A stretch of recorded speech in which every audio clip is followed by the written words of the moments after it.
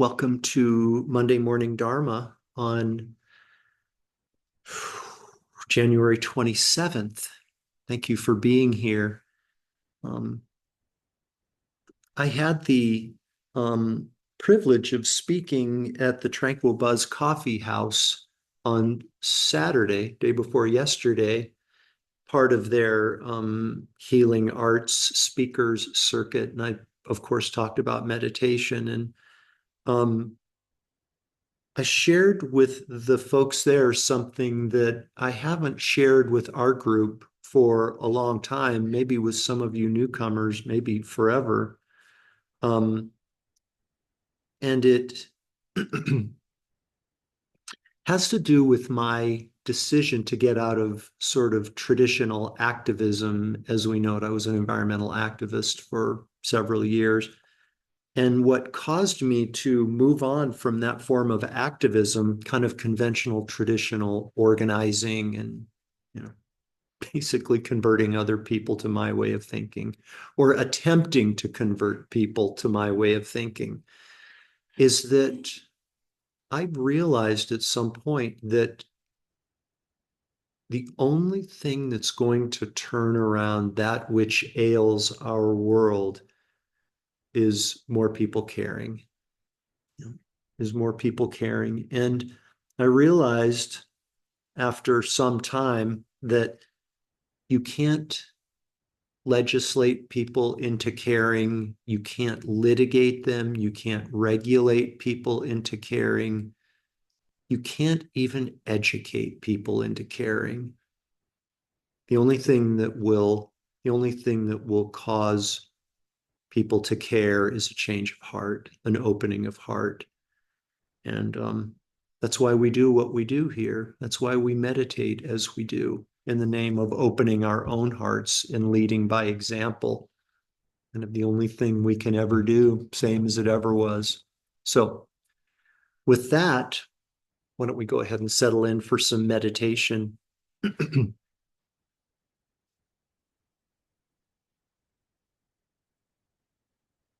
Please take care to ensure that your spine is straight and relaxed.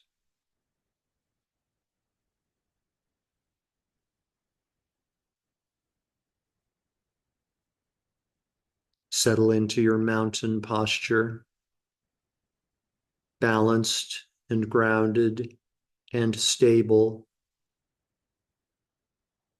with no expectation.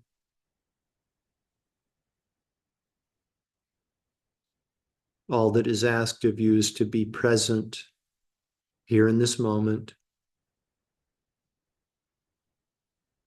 And when you're ready in your own time, please gently transition. Please gently transition into meditation on the inner body. Become the silent observer of sensations that may start in your hands and your feet in the form of a tingling, perhaps a lightness, perhaps a heaviness, perhaps a pulsation.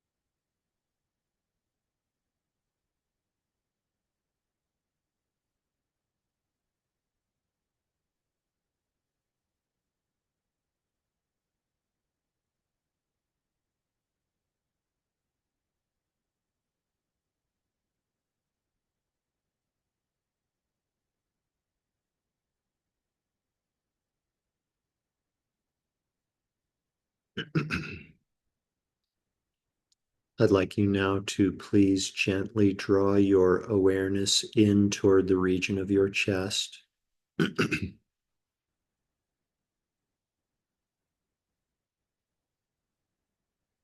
In toward your spiritual heart.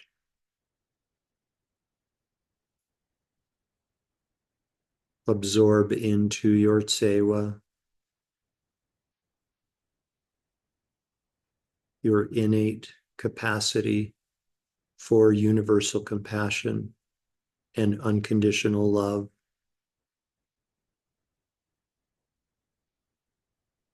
For the last for the last few moments of our meditation, please rest in this spaciousness, this goodness, this loving kindness and compassion, the true essence of who you are.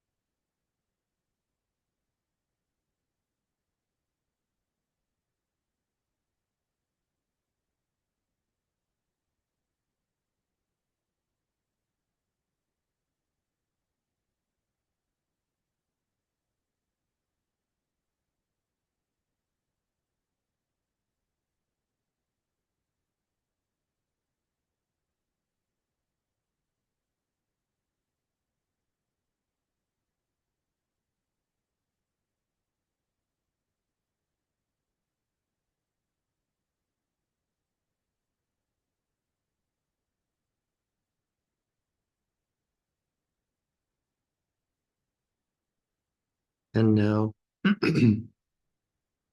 while keeping at least part of your awareness resting in your sewa resting in your awareness, please become aware again also of this collection of parts we've agreed to label physical body, and allow your breathing to become less shallow.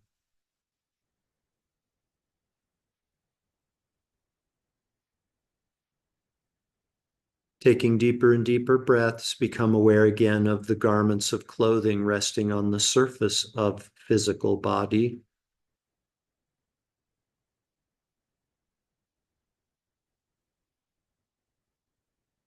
Become aware again of your surroundings inside the room that you're occupying.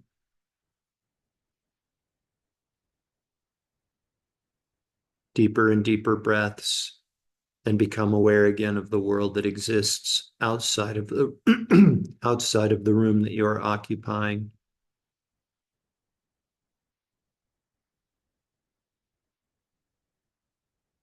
And we dedicate all of the excuse me, all of the merit from this morning's meditation to world peace.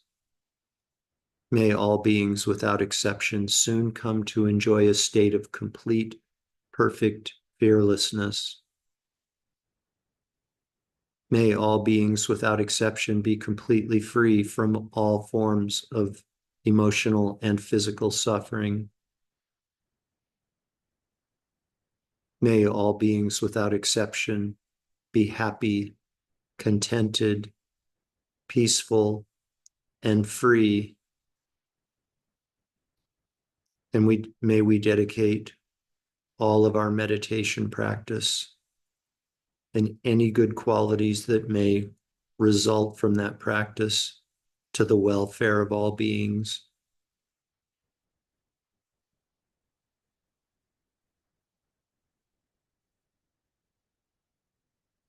Completely fill up your belly and lungs with air. And when you're ready, you can open your eyes and bring your meditation to an end.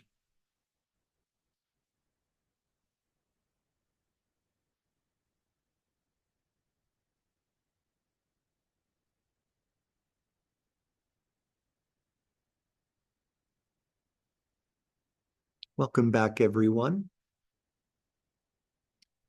So, getting back to In Love with the World and Yongey Mingyur's adventure, where we left, Yongey Mingyur is riding on the train, sitting on the floor, in a very foreign situation for him, a very foreign environment, very unusual surroundings. So I will read from the book. We are on chapter number 3. Born with a Silver Spoon is the name of the chapter. Born with a Silver Spoon.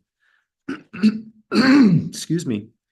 Yongey Mingyur writes, as the train jerked from side to side, people making their way down the aisle to use the toilets couldn't help stepping on or falling against those of us sitting on the floor. Each time this happened, I recoiled. And then this following text is italicized as though these are the thoughts that he's having. Perhaps it was more conceit than aspiration that had prompted this venture. After all, I had spent my entire life in one gated community after another, like one monastery after another. What arrogance to think I could immediately play in the waves of this midnight adventure. The unusually protective environment I was raised in did not feature the gilded palatial residences and luxurious comforts of a God realm. God realm, kind of pin those words. But it offered some of the same isolation and protections. When I was little, I divided the year between my grandparents' simple home in Nurbi and my father's modest nunnery. Within these unpretentious circumstances, I enjoyed plenty of food, warm clothing, and abundant security and love. Realm, the word realm, is a term that we use in my tradition to describe negative emotions or negative experiences, I might add. In the God realm, the dominant emotions are pride and an excessive desire for pleasure and comfort, which can be expressed in many different ways. For example, those who live in the God realm or who wish to live in the God realm are often lulled by fantasy and seduced by ease.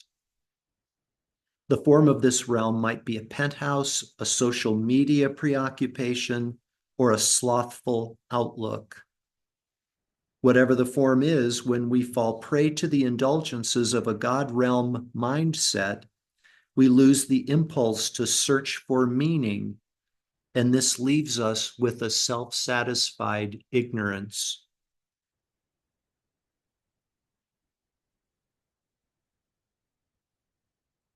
Yeah, we can stop there with those 2 paragraphs. So in Tibetan Buddhist traditions, Samsara is characterized or described as having six realms. And Yangye Mingyur in this reading, this part of the reading refers to the God realm, you know, abundant resources, great pleasure, great comfort, just almost a blissful existence. So resourceful is the God realm. So the way that it's often described, these six realms, again, which are the six realms of samsara, is imagine yourself going into an elevator, kind of on the ground floor, entering an elevator, and there are three what are called lower realms. There is the animal realm, there is the hungry ghost realm, and the lowest realm is the hell realm. Okay. And then the three higher floors are the human realm, what's called the demigod realm, and then what Yangye Mingyur addresses in these two paragraphs, the God realm.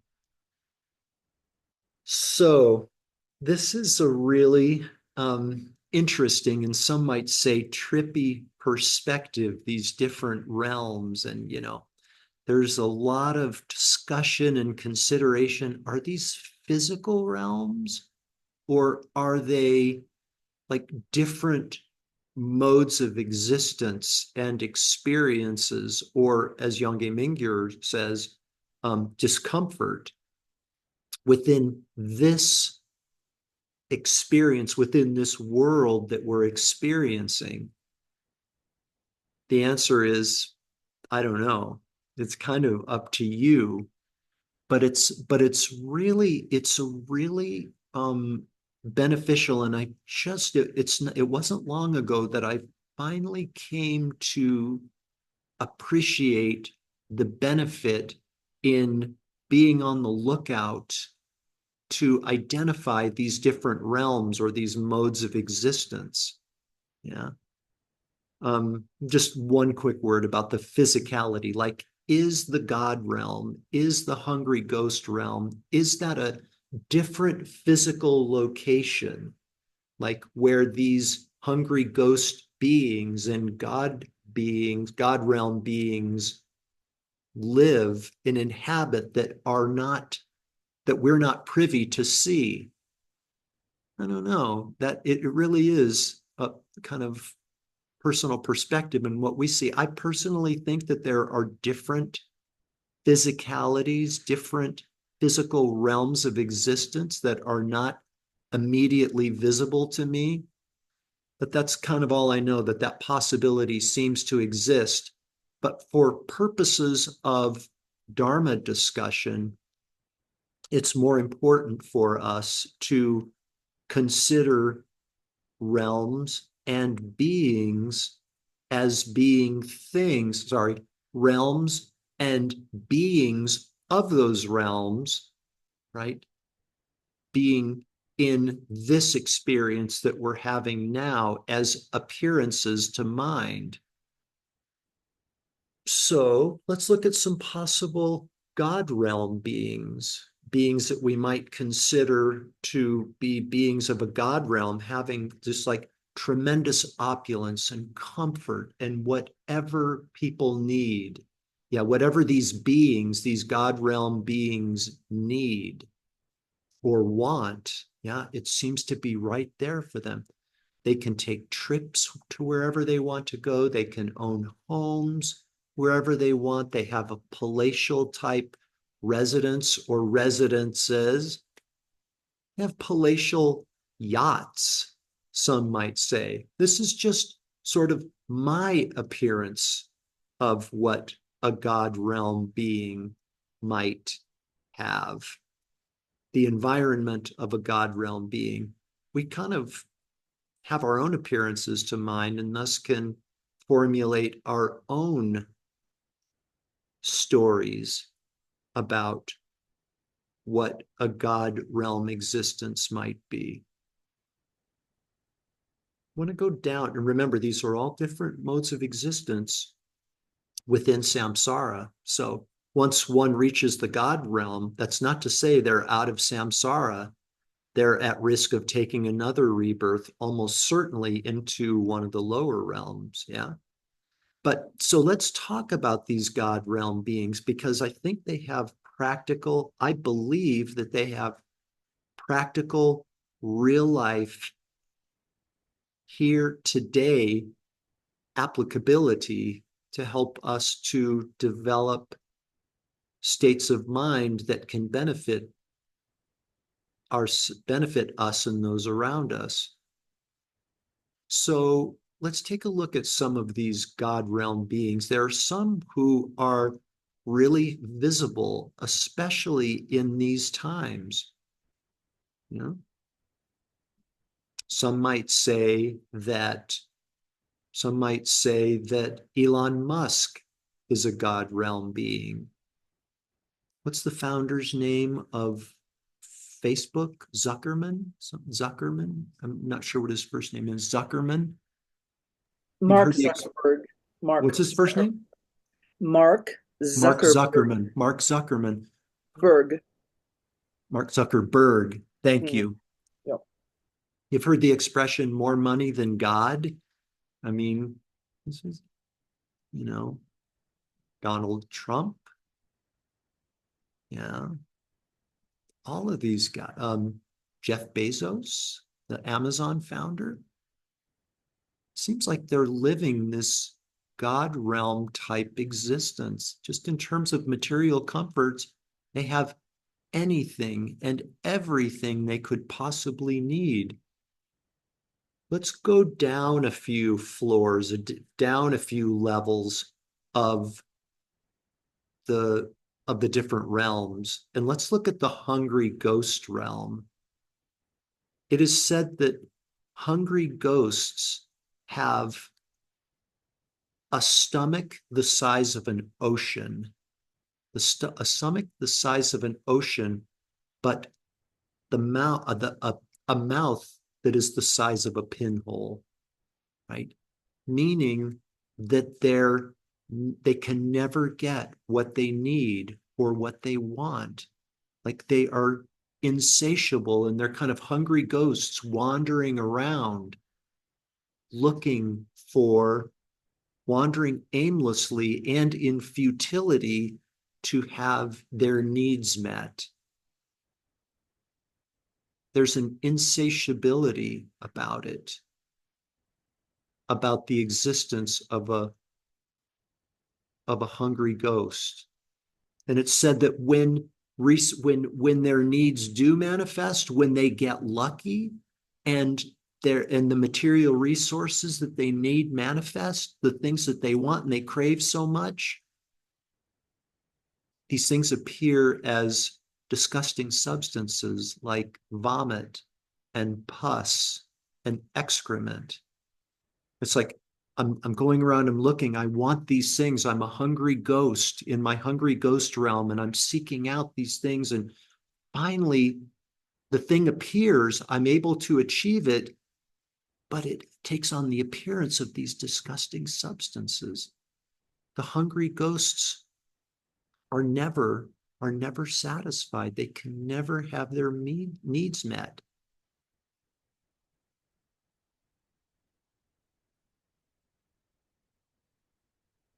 I think the quest of some of these, what might appear to be God realm beings, are actually hungry ghost beings. Right? The names that I just mentioned, and this is not a partisan political commentary, I promise you I'm not.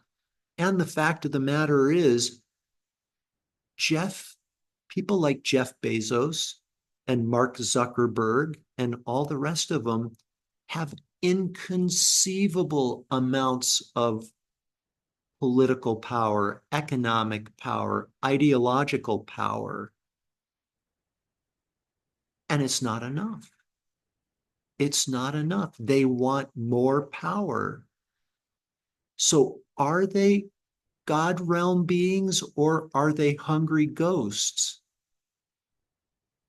And why are we talking about this? Why am I talking about this? Because this is an opportunity for us, for those of us who may have contempt for some of these, what appear to be God realm beings, contempt and disgust for them. If we maybe change our perspective and think about them potentially being hungry ghosts with a stomach the size of an ocean and a mouth the size of a pinhole, maybe that can serve as a basis for us to develop compassion for them instead of contempt. 6 realms are really, really deep. And of course, and always, as always, our job is not to critique the Jeff Bezoses and the Donald Trumps and the Elon Musks of the world. Our job is to critique ourselves and say, what kind of realm am I creating for myself? What sort of realm am I being drawn to? You know, I'm in a human form. So it might seem that I am in the human realm, but how is my conduct? How is my heart?